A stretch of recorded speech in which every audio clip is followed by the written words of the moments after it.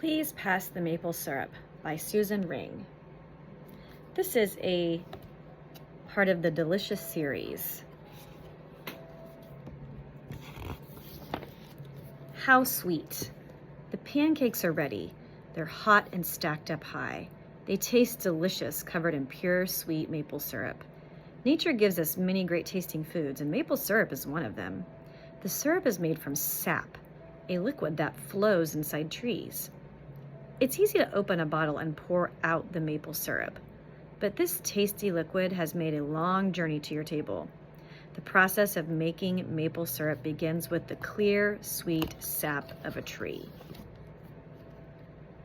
Sugar maple trees. Sap flows inside many kinds of trees, but maple syrup comes from the sap of sugar maples. These trees grow in North America.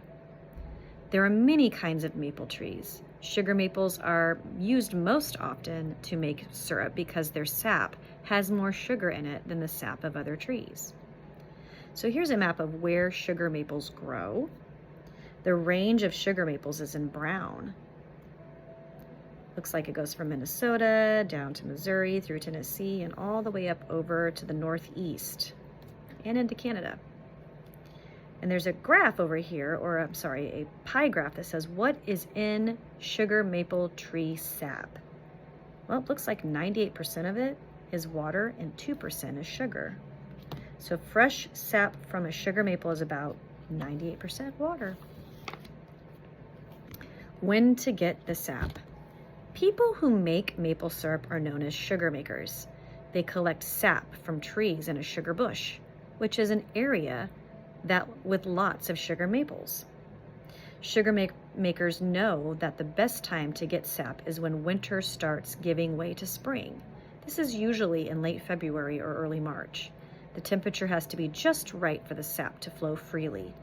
It must be above freezing during the day and below freezing at night. So maple sap is collected in early spring, often when snow is still on the ground. The sap in a sugar maple flows for a long time before the tree gets its spring buds. That gives sugar makers a long time to collect it. Once buds come out, the sap changes and the syrup becomes less tasty.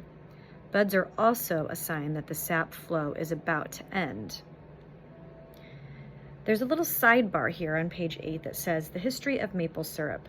For hundreds of years, people have used tree sap. Native Americans used it for syrup, candy, and to add flavor to all kinds of foods. They may have collected the sap in wooden bowls and added hot rocks to make the liquid boil and turn into sugar. They used maple sugar to trade with settlers from England, much like we use money today.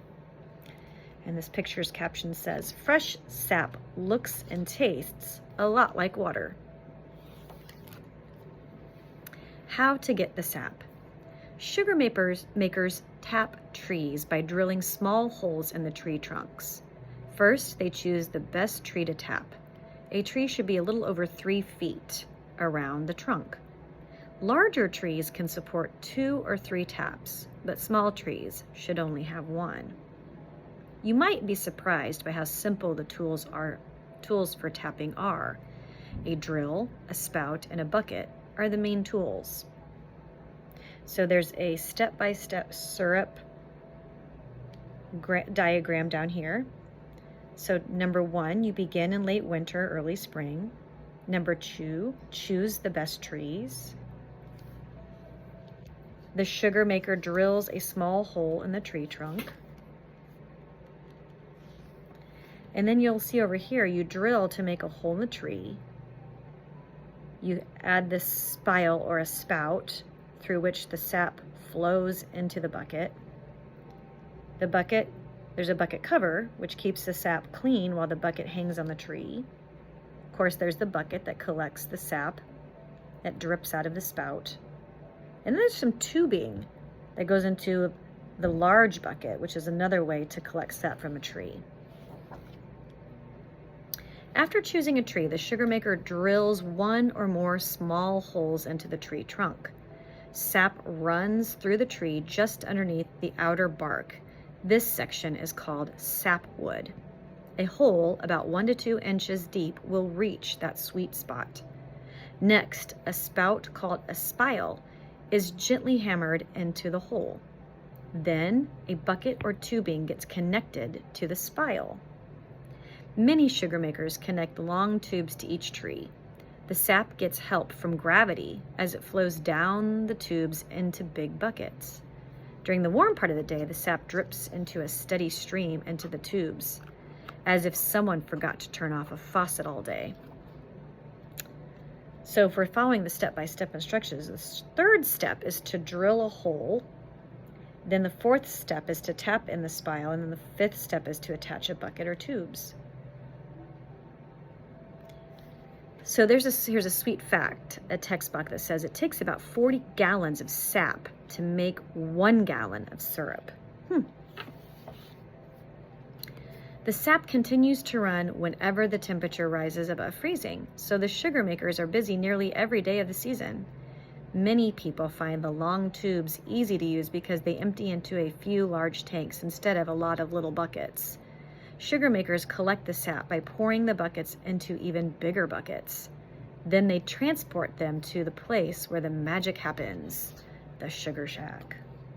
The sugar shack is where sap is turned into syrup. What happens in the sugar shack? The smoke rises from the chimney while everyone is busy inside.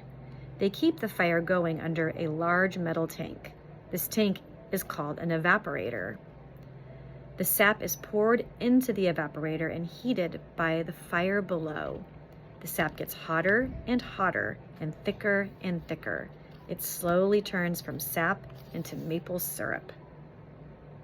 When the sap turns to steam, water in the sap turns to steam as it is heated. Sap emergency. Sometimes there is a sap emergency. People are bringing sap into the shack faster than it can be cooked down.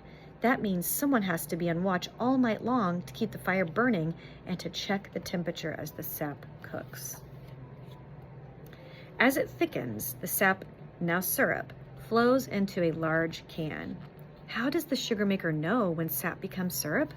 Well, it must reach at least 218 degrees Fahrenheit, and it must be the right thickness.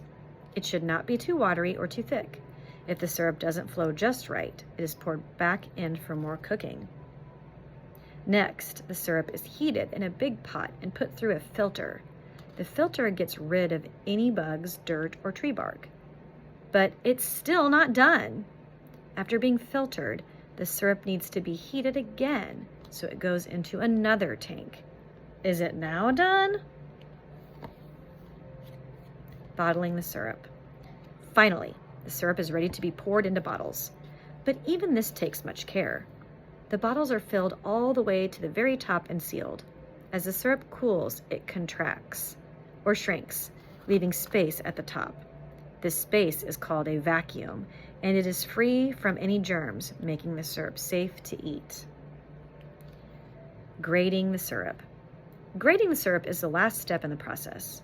The grade is not the same as a grade you get in school. The grade tells how dark the color is and how strong the flavor is.